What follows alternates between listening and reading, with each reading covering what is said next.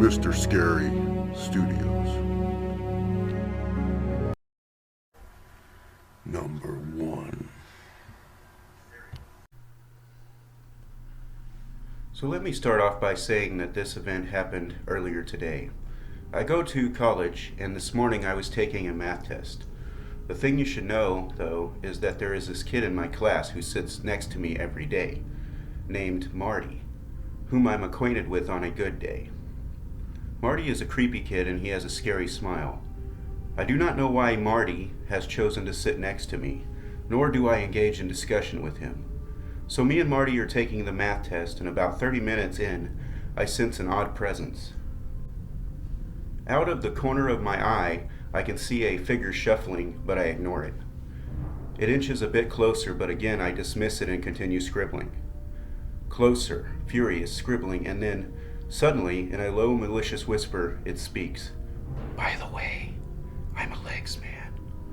In a slithery and sinister motion, he slinks back into his chair and morphs his already distorted face into an ineffably horrifying grin. I got up and left the test right there and then. Fuck you, Marty. Number 2. Around 9 p.m., I heard the telltale rumble that meant the forecasted storm was about to start. I couldn't recall if I had rolled up my car window when I got home. So I went out to check. It was already dark out, and I live in a part of town that isn't big on streetlights, so at night, sometimes it's hard to even stay on the sidewalk without crashing into bushes. The dumpsters are about 200 to 300 feet from my car. Our U-shaped street tucked into a corner that backs into trees and a small creek. I live on the back of the building, so once I round that corner, you can't see me from my car nor the dumpsters. I got out to my car as I rounded that corner. I could see what looked like a flashlight in the dumpster. Weird, but not alarming, as there are lots of teenagers and younger boys who fuck around in that corner of the parking lot. My window was down a bit. As I was rolling it up, I could hear a clattering sound from the dumpsters. I turned to see someone climbing out of the dumpster and start shining the light in the other dumpster. My daughter had left her window down too, so I walked around to her door and rolled her window up too. I slammed her door shut a bit, harder than I meant to. And since I was facing the dumpsters, I could see the dumpster man freeze and swing his light in my direction. He immediately switched it off, and right as I started to walk back inside, he started to full on sprinting toward my direction. My usually sedentary ass has never moved so fast as I hopped back onto the sidewalk and back to the building. I quietly opened and shut my door, locked in hopes that with 8 apartments back here, he wouldn't know where I was, or maybe he was running for reasons entirely unrelated to me. Or maybe he was just fucking with me, and is now having a laugh with his friends about the lady he just scared the shit out of. Whatever it was, I'm sure as shit not getting any sleep tonight. Number 3.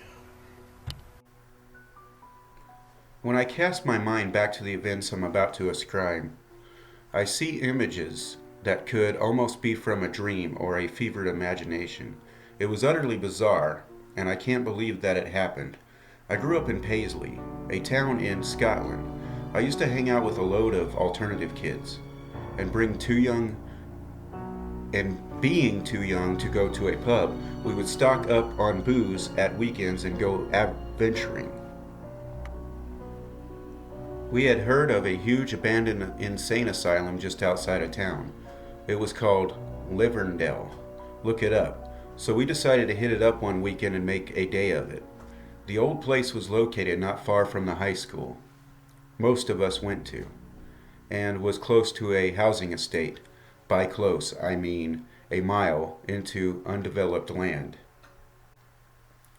We got the booze, shoved it back into our backpacks, and made our way out to the place. It was quite hard to get to. We didn't realize that there was an easier route yet.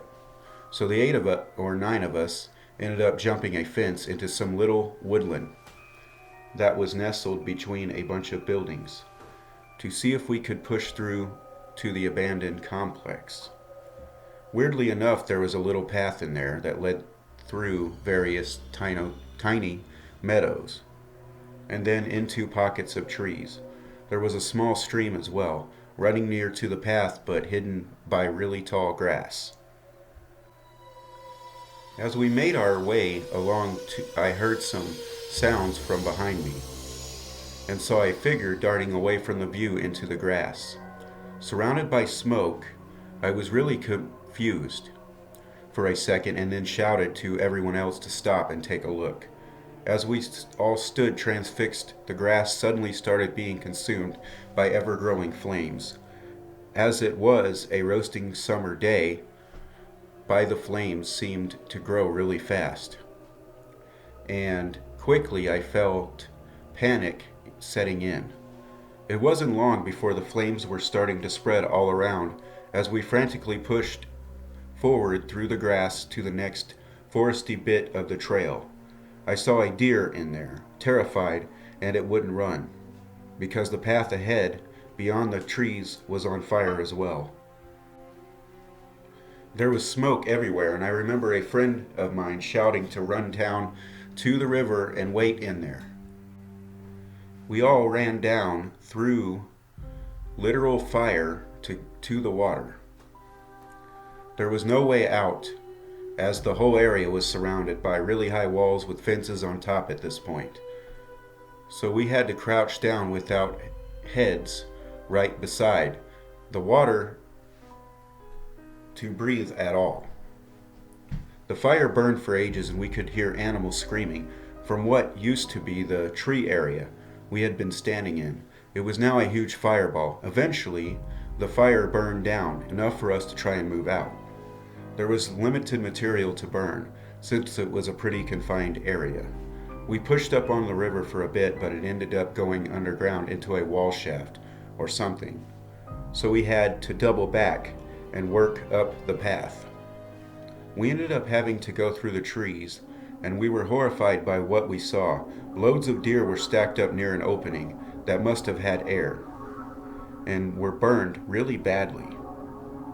The heat was still intense, and there were still flames leaking off the trees, so I, for one, didn't want to hang around for too long. But I'll never forget that image of those deer twitching and dying. We made it out the other side and could see the Levendale complex ahead of us. All we could think of was finding a safe place to stop and have a drink, and maybe another route home. I was the only one who saw the figure, but we were all really pretty convinced that some group of people had set fire to the path from both ends. Whether it was meant as a prank that went too far, we won't ever know, but it was life-threatening in the end. We end up finding another path back to civilization. Thankfully, that didn't involve walking through a confined area. I wonder sometimes if it was a prank, if some really sick people wanted to kill us. The heat is something I can't forget either. It was like being in an oven under a grill, and our eyebrows were all singed off, and we looked like we had been covered in soot. We won't ever forget it, and as ever, team of pyromaniacs, please let's not meet again.